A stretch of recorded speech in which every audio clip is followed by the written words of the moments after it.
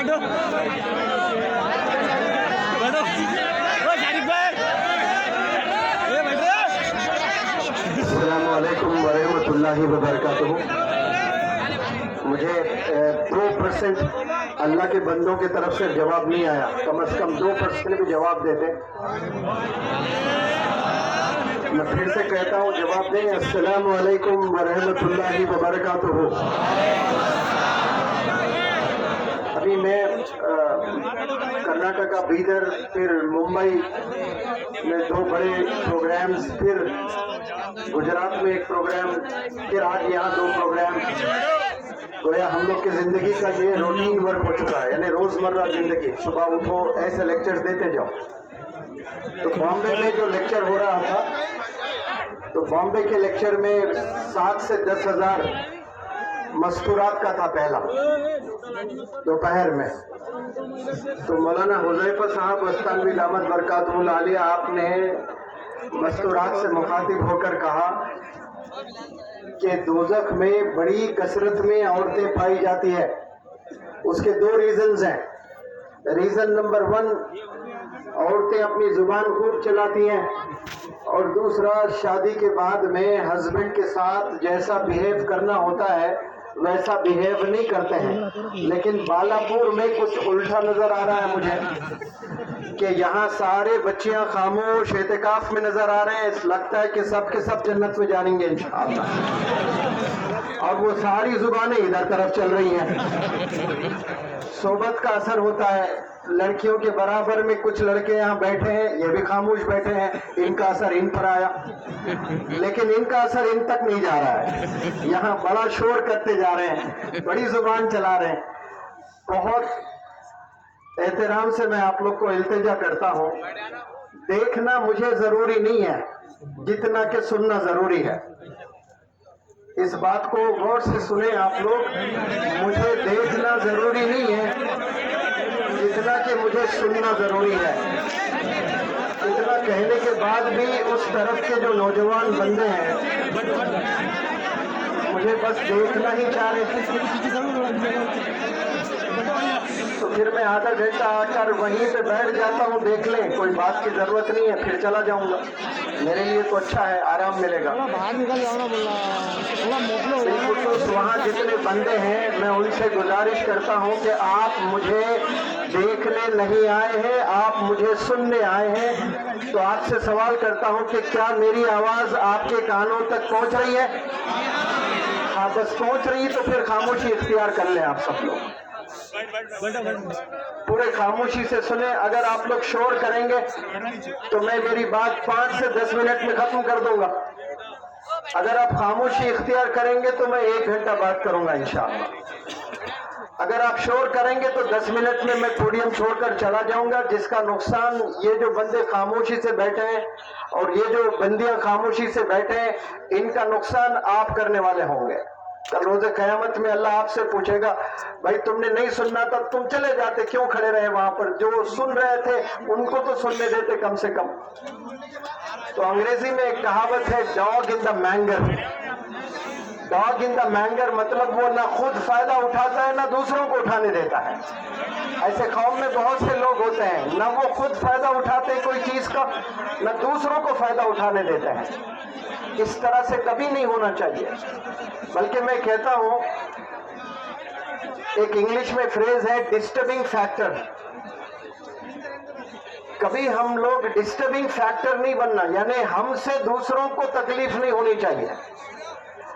मुझे तकलीफ हो रही तो मैं सह लूंगा, ये नीयत होनी चाहिए, लेकिन मुझसे और मजीद लोगों को तकलीफ नहीं होनी चाहिए। और इस महफिल में आपने नीयत करना कि मेरी वजह से इस महफिल को तकलीफ नहीं होना चाहिए।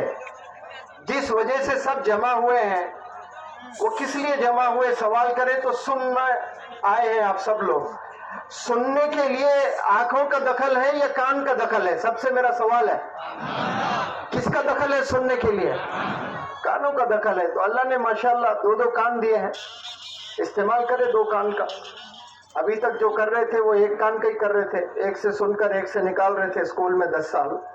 कम से कम आज 2 कान का भी इस्तेमाल करके दिल और दिमाग में اپنی بات کو لے جائیں تو بات آپ کے مستقبل تک مدد کرے گی انشاءاللہ. مجھے بڑی خوشی ہوئی ہے کہ جس طرح سے وہاں مستورات اور بچیاں خاموشی سے بیٹھی ہیں، بالکل اسی طرح ابھی وہاں جتنے حضرات ہیں آپ سب لوگ خاموشی اختیار کیے ہیں ماشاءاللہ. تو جو نوجوان بندے وہاں کھڑے ہو کر شور کر رہے تھے، اب دیکھیے کتنا خاموش ہے.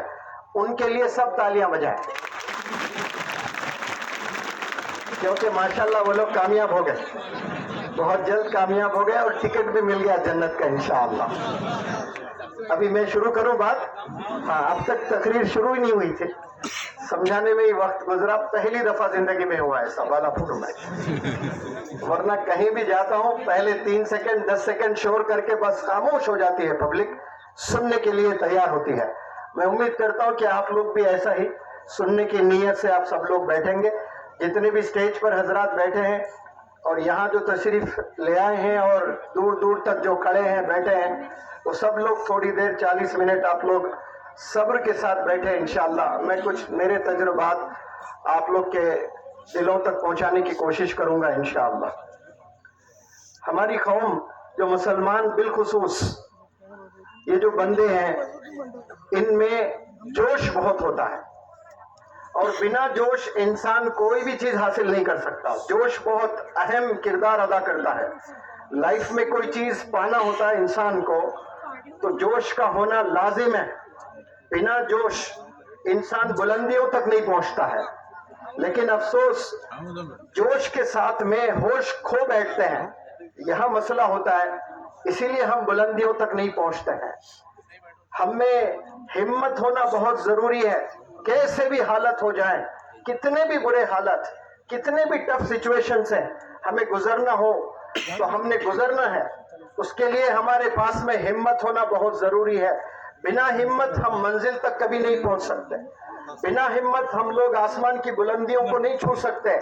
لیکن افسوس ہمت کے ساتھ حکمت بھی ہونا بہت ضروری ہے، جو ہماری قوم میں حکمت نہیں ہے. ہم میں جوش ہے ضرور لیکن ہوش نہیں ہے، ہمت ہے ضرور لیکن حکمت نہیں ہے. آج یہ چیزیں نہیں رہنے کی وجہ سے ہم لوگ بیچ میں ہینگنگ پوزیشن ہے نا، لٹک رہے ہیں. جیسے پلسیرات کا راستہ ہوتا ہے، بڑا کٹھن راستہ ہوتا ہے، کہاں گرتے پتہ ہی نہیں ہے.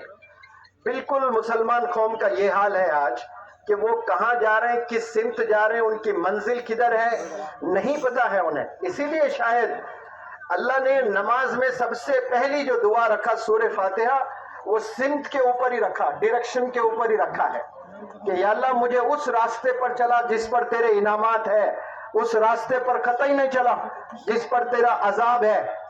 کیونکہ ڈائریکشن سے ہی انسان کو منزل ملتی ہے، ڈائریکشن سے ہی انسان کو کامیابی ملتی ہے، ڈائریکشن سے ہی انسان کو بلندی ملتی ہے. لیکن ڈائریکشن میں کیا ہونا، صرف ڈائریکشن دیکھنا نہیں کمال، ڈائریکشن میں ڈسپلن ہونا بہت ضروری ہے. یہاں ڈسپلن کا مطلب خاموش بیٹھے رہنا نہیں ہے.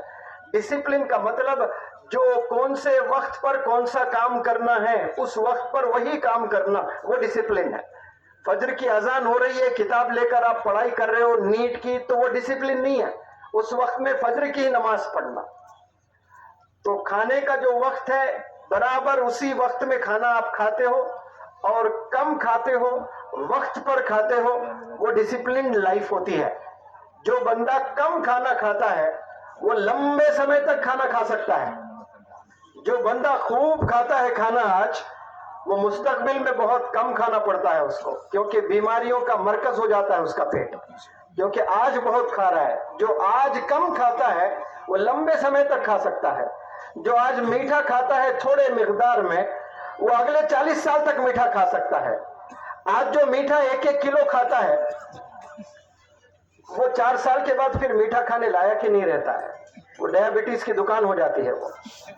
اسی لیے ہر چیز میں ڈسپلن، کھانے میں ڈسپلن، سونے میں ڈسپلن، چلنے میں ڈسپلن، علم حاصل کرنے میں ڈسپلن.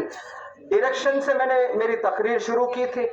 آج مسلمانوں کے پاس کوئی چیز نہیں ہے تو ڈائریکشن نہیں ہے. ڈریمز تو ہے، ڈیزائرز ہے، خواہشات ہے، خواب ہے، لیکن ڈائریکشن ہی نہیں ہے کہ کیسے جائیں، کہاں جائیں، کیسے زندگی گزاریں، پتہ ہی نہیں ہے انہیں. तो फिर क्या मंजिल मिलेगी। इसीलिए अल्लाह ने बार बार इसको पढ़ने को कहा नमाज में, तो इसके बिना नमाज अधूरी है। कि कितना जरूरी होता है इंसान को डायरेक्शन मिलना, और सही डायरेक्शन, वो डायरेक्शन जिसमें अल्लाह के इनामात है, वो डायरेक्शन नहीं जिसमें अल्लाह के अजाब है। आप जैसे डायरेक्शन से हटते हो तो डिविएट हो जाते हो। अब जब डिविएट हो गए तो डिस्टर्ब हो जाओगे, डिस्टर्ब हो जाओ तो डिसअपॉइंट हो जाओगे। अब जब डिसअपॉइंट हो जाओगे तो again the disappointment leads to depression. आज इंसान 10 में 5, 6, 7 नौजवान बच्चे डिप्रेशन में हैं। क्यों? वो डायरेक्शन में नहीं है, वो डिविएट हो गए, वो डिस्टर्ब हो गए, वो डिसअपॉइंट हो गए। उनके भी डिजायर्स हैं लेकिन डिसिप्लिन लाइफ में नहीं है, डेडिकेशन लाइफ में नहीं है, डिटर्मिनेशन लाइफ में नहीं है, अज़्म नहीं है उनकी जिंदगी में। इसीलिए आज हम लोग बहुत पीछे हैं। दूसरी जो कौमें हैं जो बड़ी तेजी से आगे जा रही है, उस तेजी से हमारी कौम आगे नहीं बढ़ रही है। ऐसी ही इस्लामिक वीडियो और बयानात के लिए हमारे चैनल राज़िक जिया और ऑफिशियल को सब्सक्राइब करें।